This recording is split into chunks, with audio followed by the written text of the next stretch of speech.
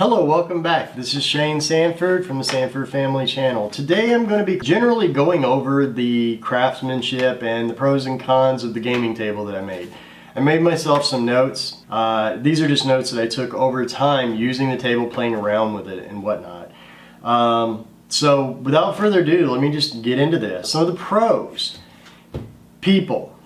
I can fit 10 to 12 people at this table comfortably. 10 people very comfortably.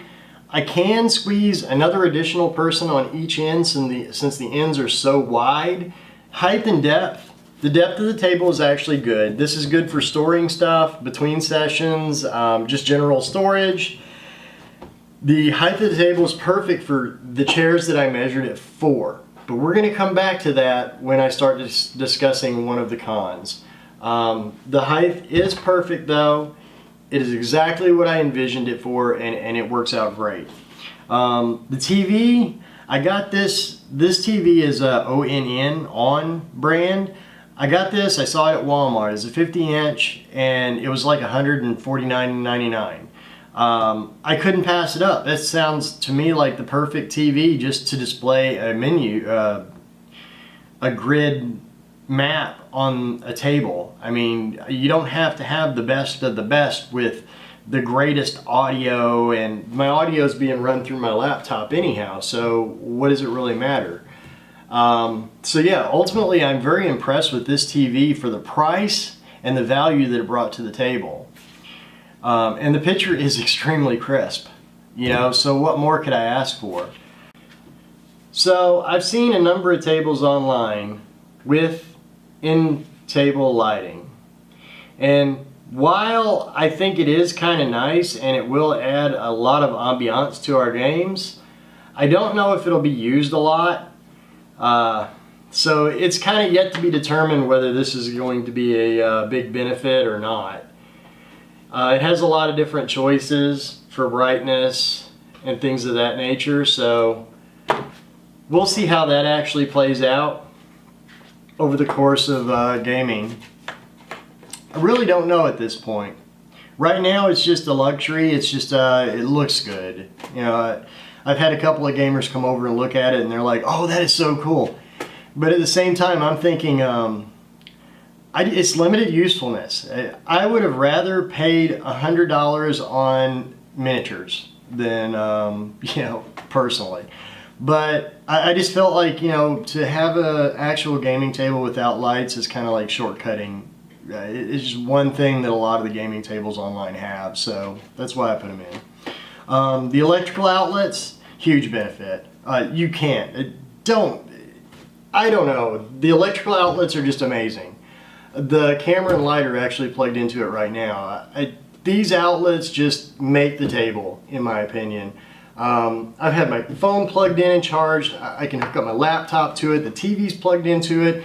And what's more, buy one of the male adapter ends and inset that into your table. That is just huge. This table has no wires really. No wires showing other than an HDMI cable that I can actually unplug if I want to. I can move it from place to place. I can take this thing outside and plug it in 150 feet away from the house if I really wanted to. It's great having that luxury of an extension cord can actually plug in a table. I just think that's great. The tops being interchangeable, I haven't got a lot of mileage out of the hardwood top yet, and unfortunately this is more of a con, but the actual inlay here is about a 1/16 off.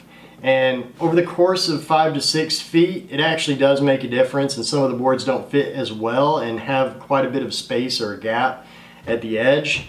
You can manipulate the boards and get them in the right place, and if I wanted to, I could actually mark it somehow and make sure that they always go to the right spot, but that's over the top. That's just extra effort when you should be able to perfectly just lay them in here. You can, there's just a bit of a space and it doesn't look ideal.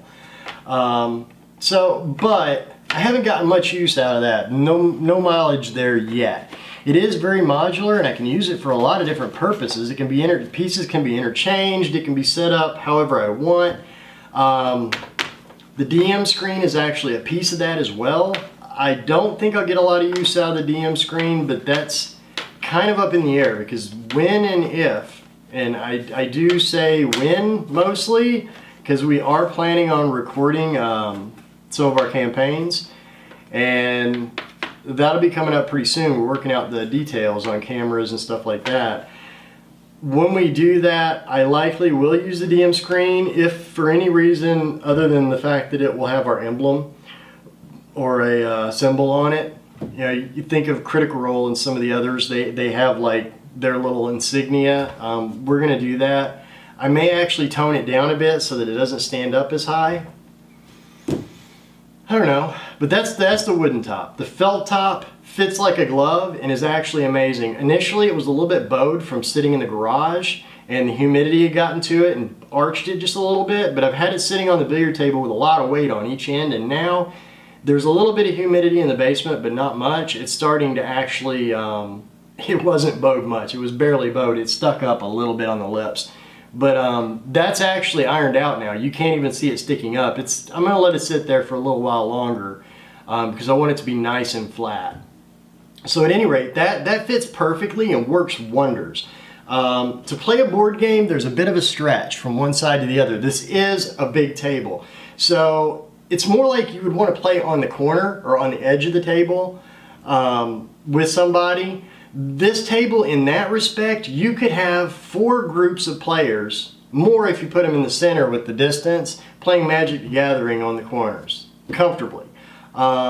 If you're playing them across from each other, you could have 1, 2, 3, 4, 5, 6 to 7 games of Magic the Gathering going on this one table. It's big. So that's a thing. The actual inner top of it, I love it. Storage, like I said, the TV, going into further detail if I want to. These things are wonderful, by the way. They're dry erase. It fits perfectly on the TV screen, so I could actually, we could put characters on it and actually play. So that's a thing. The TV's angle, I'll talk about later, is actually perfect because I can actually turn the TV on and off and it sees the LED sensor instead of me having to do like this. So that is good, but there's also a downside to the orientation of the TV, which I'll again discuss in a little while. So that's it as far as the tops go. Cons. When we move this table, the top part actually comes out and it seems really sturdy. I mean, don't get me wrong, it is. It's extremely sturdy. You could probably sit or lay down or sleep on one side of it and not even affect the table. But when you're carrying just the tabletop, there's not a lot of support structure. Most of the support structure is actually built in underneath it. It's part of that wargaming table that I was talking about. So without that, it becomes just a little bit wobbly. Not much, but a little bit. And just the slightest amount of twisting warped one of the corners by about 1/16 to 1/8 of an inch. Enough so that when we moved it from one room to the other and set it down in here, we noticed that one side was sticking up a little bit higher. And I kept looking at it. I'm the kind of person that looks at a picture and it just really annoys me if it's cockeyed. And I'll usually go and correct it. But that's the case with this table. I was like, you know, something's not right, something's not right. And I finally figured out that corner was actually higher than the rest of them.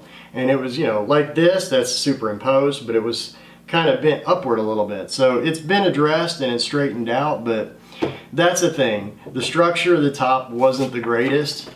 The billiard table, this is a big one. One of my original design elements was to make this to where it would fit in a billiard table. Now, whether or not that's a good idea, it's up for debate. I have a nice room here and I love to play billiards and used to be an APA player, so I really appreciate having a billiard table. The family loves it. That's what this room was originally set up for, but it makes it a one-trick pony, and I wanted to be able to convert this room into a gaming room on the fly over the weekend and then have the billiard table back. That's not going to happen. I think these guys are going to have to live together in this room. Maybe scoot the billiard table over just a little bit. I've got plenty of room to actually fit both these tables in the room, so I might end up doing that, or billiard table is going to have to go. In order to record sessions in here, I'm probably going to have to have more space. That's yet to be determined. I don't know how I'm going to do that, but anyhow, getting back to my point. When I designed this table, I did not design it with electric in mind. These face plates for the little outlets underneath add about 1/8 of an inch to a 1/16 to 1/8 of an inch on each side. So in total, I got about 1/4 inch that I did not account for. And that's not taking into account the male plug on one side. So I didn't know if that was going to affect it or not, because I did give it a little bit of flexibility on each side. With a leather case on top of the billiard table, there's no way. This thing's, it's off by a good bit. It will not fit in it. I take the leather case off, I'm risking damaging the billiard table. We can squeeze it in. We actually got it to fit into the table. But there were two problems with that. Number one is the electric outlets were no longer accessible. They were actually squeezed into the felt sides, the cushions, so you couldn't plug in the lights in the table. The table's electric was completely kaput, not even useful whatsoever at that point. And the second problem with it was the way that I had measured the height of the table was based on the bar stools that are in this room. The assumption at the time was that these table chairs were the same height as the bar table chairs, and I didn't consider they might be actually different. Because I always thought of these as like bar stools because they're kind of tall, and I'm okay. I'm an average, too tall, not very tall, but tall enough that I can't touch the floor in these chairs, so I thought of them as bar table chairs. But at any rate, the height of the table with these chairs was like this. If you put a bar stool in there, I only have 4 of those versus 12 of these. If I put a bar stool in, you know, you're sitting fine. It's about like this. But you put this chair in, it's about a 6-inch difference, and you're up here like this. And in order to see the full TV, you've got to like stretch your neck over and stuff, and I don't want people getting whiplash just to play a game. So it was a little bit high. That whole scenario of trying to plug it into the table just led me to the realization that it's just not going to happen. It's going to be a standalone table, so it is what it is. That was a failure on my part. It's heavy. 2 of us actually moved the entire table assembled. It's a 3-piece table: legs, base, top. The base is by far the most heavy piece of it, but we moved the whole table by itself over about 5 feet, and I don't know, maybe it's about 400 to 500 pounds. It's a lot heavier than it seems. I don't know if that's going to negatively impact the table over time. It may be actually a good thing. I don't know, but it is a heavy table. Not something you want to move around every once in a while. The TV's orientation was also a con as well. I mean, I did mention a Pro where you could actually turn it on and off. It's facing you right now instead of me, so what I have to do on my laptop is I have to flip the screen. The player screen's flipped so that I can see it in my orientation that the laptop has, so I can move the lighting with the characters as they move their miniatures across the board. I can actually move the lighting behind the scenes with them. I don't know how other Dungeon Masters do it. Maybe they have a better brain, or their brain's wired differently or something. I don't see how you can sit on the edge of a table and actually move lighting with a non-touch screen TV with the characters. Maybe they just don't use dynamic lighting. I really like it because it shows walls and you can only light up areas that you can actually see. And maybe that's just a feature from Arkenforge, but I really love the fact of moving a light source around with the players, and they can actually see a representation of what their field of view is, and it clears the fog of war as well. So that's a little bit of a con because I have to change the orientation, and if I want to display a video, or if I want to display some pictures of something that I've got, then I'm going to have to flip that screen. So I'll probably have to set up a hotkey to actually do that on the fly. Okay, I want to show them a picture of this character, boop, boop. Or if I want to bring up D&D Beyond and show them a character sheet or anything, just boom, I can, switch back and forth, I guess. So that might take some getting used to. We'll just see how that pans out over the course of play. I think that's just about all I got as far as pros and cons, complaints, sarcasm, stuff like that. Please leave me your comments and tell me what you think. Good, bad, ill, I don't care. You can't offend me. And I would love to honestly hear what you have to say about this table. I know the whole concept of this video series was to tell you, you can do it, or how hard it is, or things like that. Not really telling you in detail, because this is a custom project. This is to my specific specifications.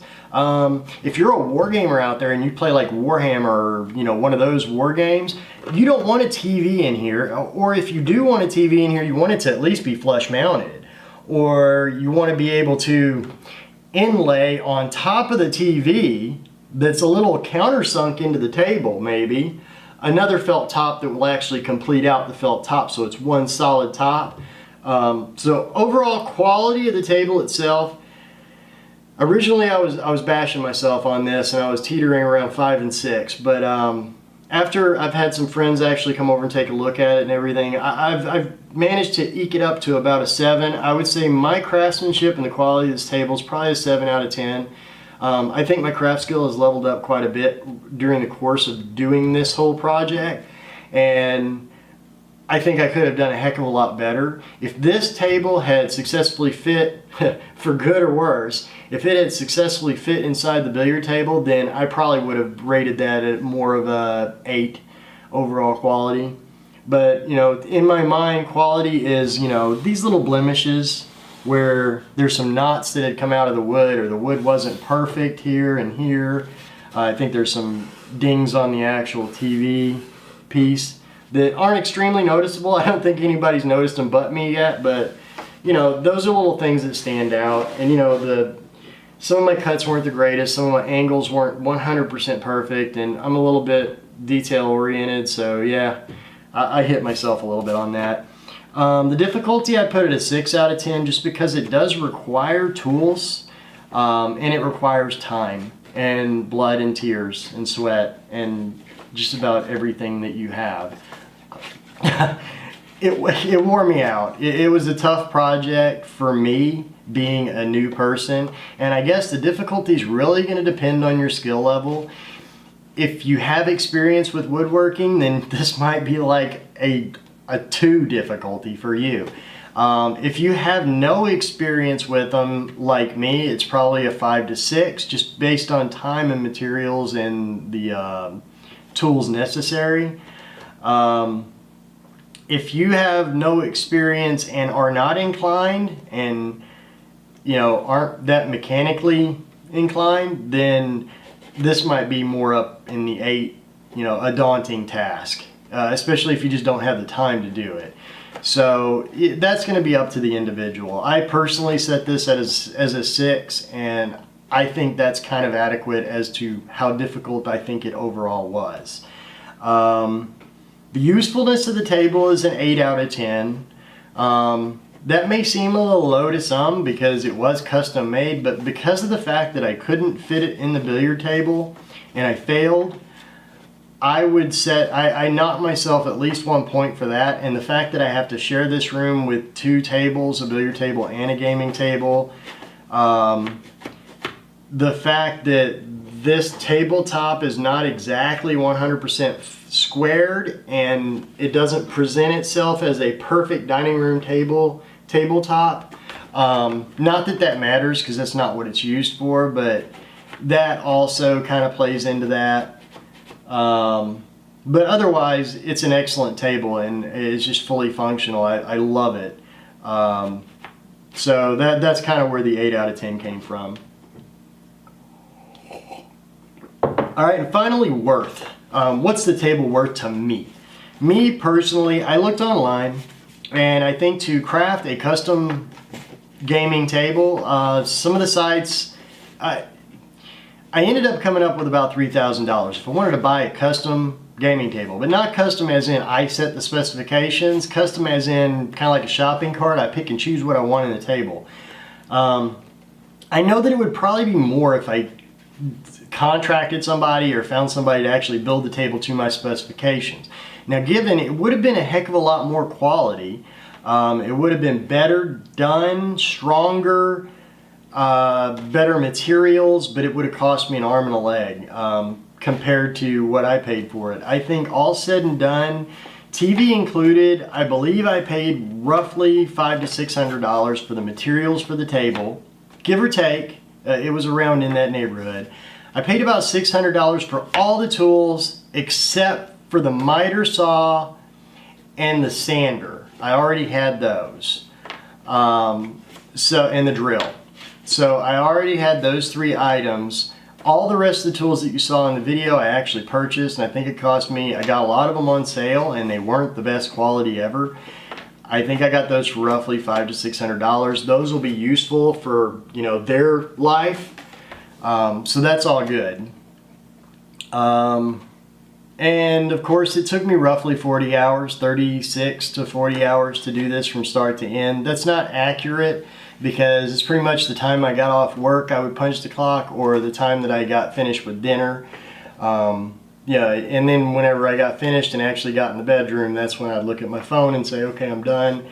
That was 3 hours or whatever. So that number is not 100% accurate. It maybe it's like 32 hours. But getting back to it, the worth, 9 out of 10, I'd say. To me, it was worthwhile. It was a good learning process. And like I said, this video this series was not designed to tell you how to build a table because it's custom. It was, can you do it? And how hard would it be to do it? And, you know, is it worthwhile? Honestly, I think it is worthwhile. If you have a place and you have a use for a table, whether it's an octagon, a small one, a big one, whatever, it's definitely worth it to get a couple of the tools and put the effort into making your own table, because number one, you're going to feel so accomplished, and number two, just to sit back and to actually enjoy the table that you made, and you made it the way that you want to use it, that to me is just almost priceless. But anyhow, I'm going to wrap up the video and just leave it there. Thank you for coming and watching this video. If you're new to the channel, please subscribe. I want to do more of this. I really enjoy it. If you enjoyed the video and you would like to see more like it, obviously like the video. If you want to see when we post something, it's not always going to be something like this. This is completely gamer related. We might be playing with the dogs and the cats. We may be playing with the kids. We might be on an outing. We might be doing some other form of crafting like some shelves, or I might be rebuilding the barn. I could be painting something. There's no telling what we're going to actually be doing from time to time, and we'll just record what we can. So, you know, the notification bell will let you know if new videos come out. I'll try to organize them in really good playlists. So again, thank you for joining. Please have a wonderful week. Bye.